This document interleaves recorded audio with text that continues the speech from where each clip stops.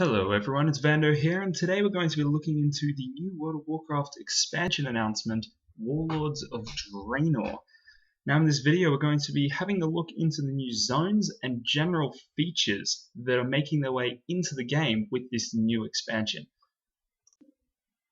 Now it was announced that the new level cap for the expansion is going to be level 100, but don't let that prospect of 10 levels daunt you, because Blizzard has promised that they want to make the leveling zones and quests to be exciting. Now, one of the ways that I've heard that they are going to be doing this is by quest rewards. Now, usually when you level up and you get your quest rewards, they are standard green, or sometimes at the end of a questing hub, you'll get a nice blue item that you might be able to use until you cap. But Blizzard is now implementing a random chance for that green to actually be a rare or an epic item. That's right, an epic item. Now, I'm not sure how good this epic item will be. I can't say that it will be an item that will last after you've capped your tune. And honestly, I'm not actually sure how I feel about getting epics from questing rewards. I remember when I got my first epic, it was from a world drop. Yeah, but it was actually exciting because I felt like I'd earned the reward because I'd been grinding on mobs for a couple hours. But questing, I guess we'll just have to wait and see how regular and how frequent the actual chance of getting an epic from a quest is before we can say anything too much about it. But moving on, the quest hubs will be located on the new world of Draenor, which is originally the home of the orcs and also the pre-Outlands before all the Fellfire and elemental stuff of the Burning Legion came and blew it all apart into what we know it as now. Now, there are 5 new leveling areas and 2 areas from the old Outlands that we are familiar with. The first of the new ones is Frostfire Ridge, home to the Frostfire clan, with the leader of Durotan. Now, we all know Durotan because of his son Thrall.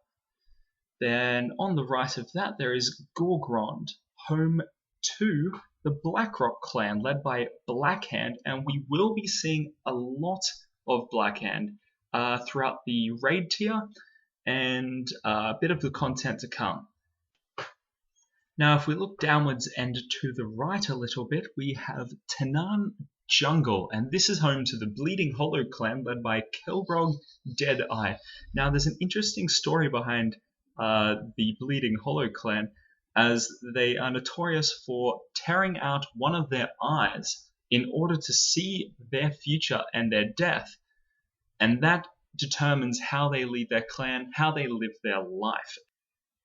Now, on the far left, we have Nagrand, and Nagrand is home to the Warsong clan, led by Grummash Hellscream. And we all know Grummash Hellscream because, of course, his son Garrosh Hellscream was the supervillain in the current Siege of Orgrimmar raid.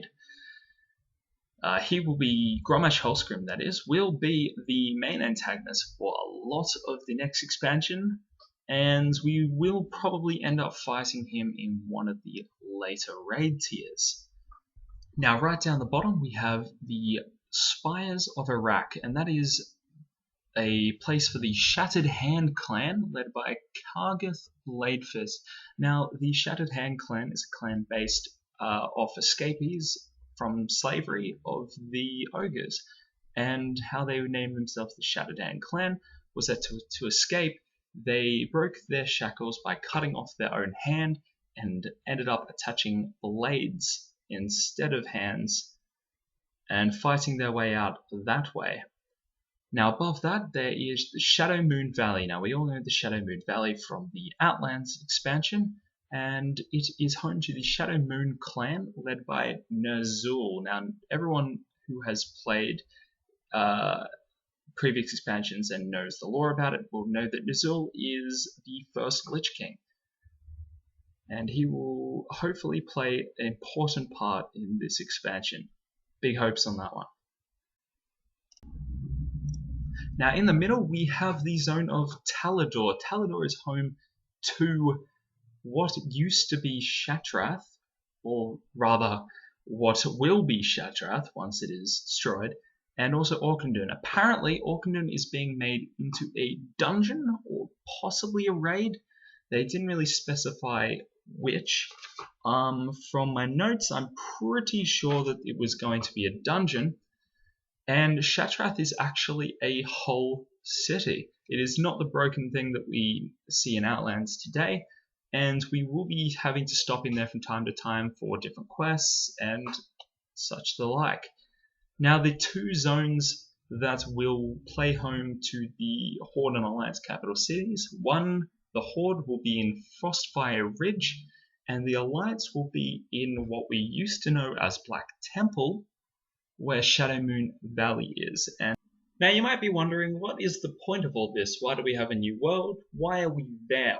Well, the whole point of this expansion is to defeat the Iron Horde. Now, the Iron Horde is a special group unionized by Garrosh Hellscream. He unites the Orc clans and they make an army to try storm through the Dark Portal and destroy Azeroth. Now, this obviously is a bad thing, so it is our job to stop it from happening. And how do we stop it from happening? Well, we get put on a suicide mission. Yeah, thanks Blizzard. How to start a new expansion? Kill everybody. That sounds like a good idea. No, it doesn't sound too bad. How we're going to be led into this expansion, from what BlizzCon announced, is that there is going to be an introductory patch or something similar, like an event, in which we are sent to the new zone, or maybe before we get sent to the new zone, where we are planning to go on a suicide mission to try and stop the Horde invasion. And this is centralized so that we drop straight into the action when the expansion is released, instead of fluffing about with one thing or another in Orgrimmar like we did at the start of Mists and Pandaria.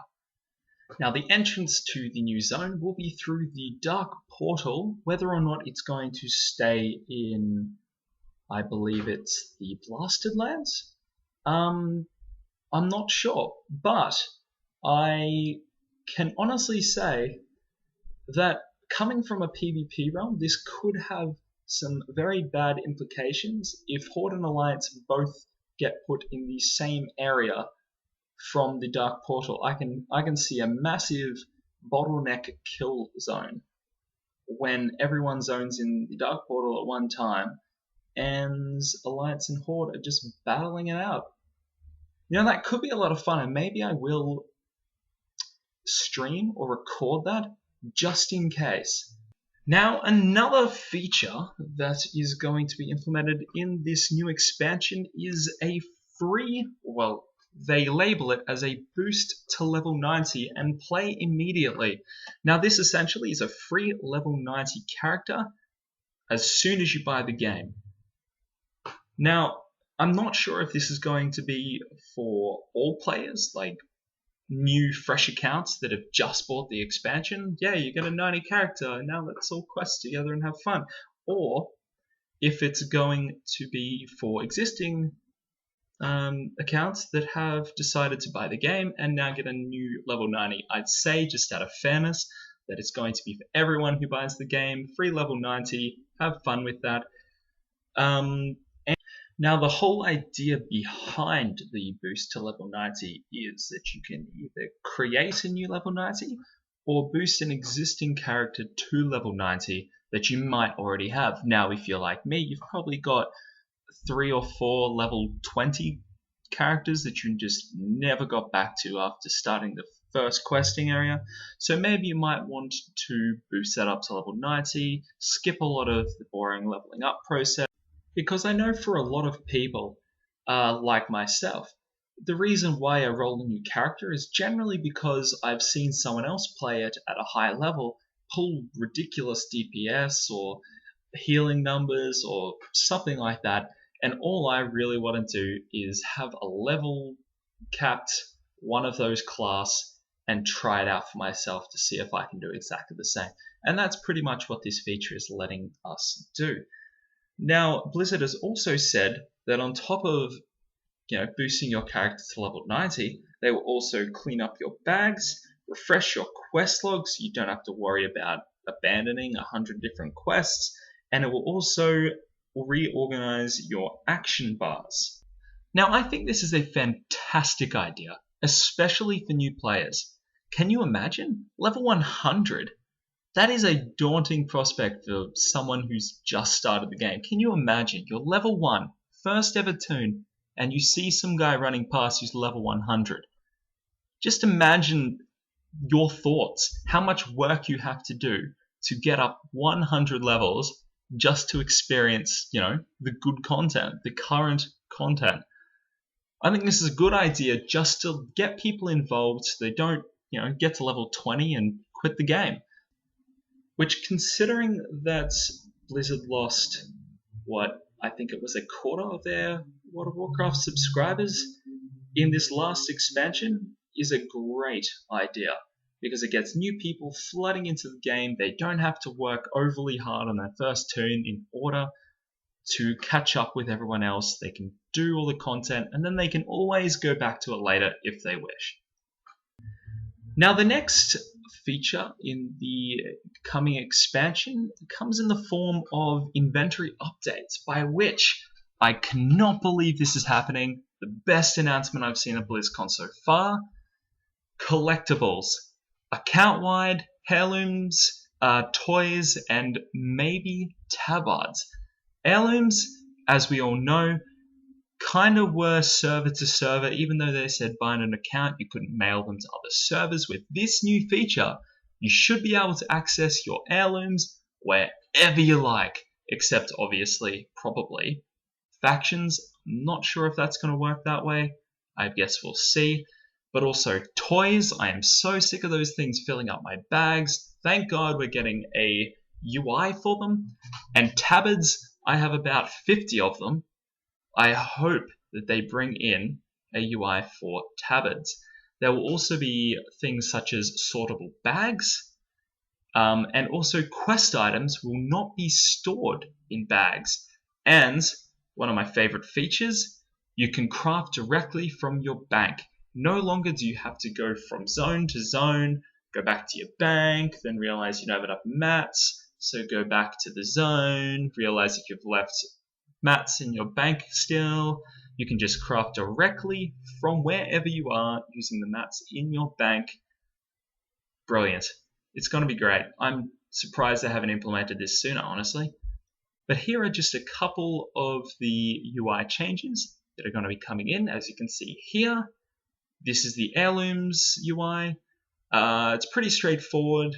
You buy the heirloom, it appears in your log, you can take it out, use it whenever you like, and yeah, you don't have to worry about too much. Here we have the toys UI, in which you can see all your toys are well presented. They will have descriptions of what they are, so you can go back to them, you can use them, don't have to worry about them cluttering up your bags all the time.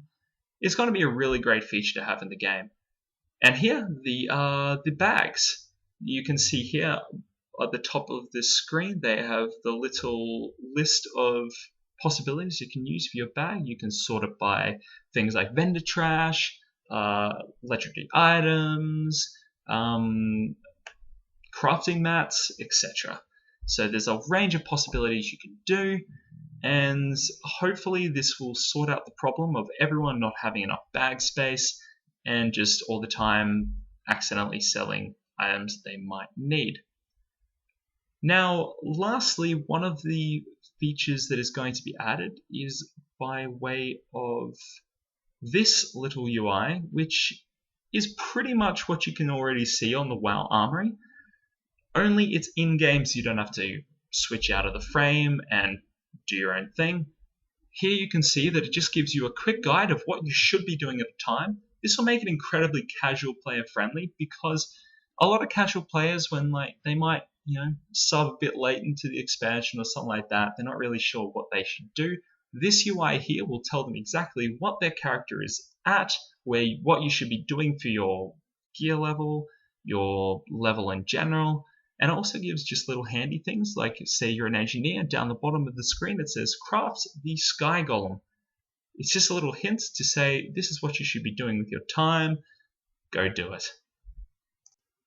So those are some of the general zones and features being implemented in the new expansion. I hope you guys enjoyed. If you did, feel free to rate, comment, and subscribe.